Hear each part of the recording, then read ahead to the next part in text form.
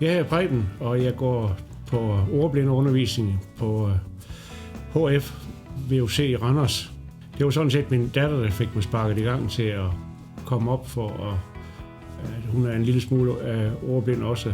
Men det var altså en stor overvældning for mig at skulle træde ind ad døren herop.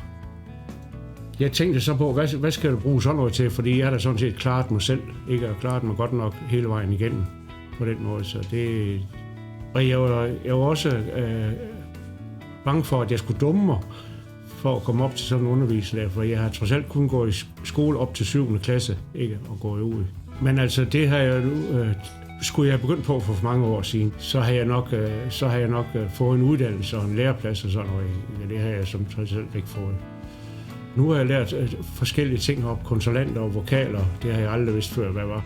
Jeg har lært at bruge min PC og læse avis mere, end jeg har gjort hidtil, ikke? Det har jeg ikke gjort før, så det får jeg mere ud af nu. Lærerne heroppe, de er rigtig gode til at tage sig af en. Man behøver ikke være for at stille dumme spørgsmål.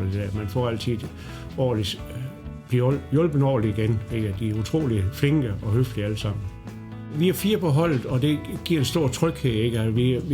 Der er ikke nogen dumme spørgsmål, altså man er rej for det.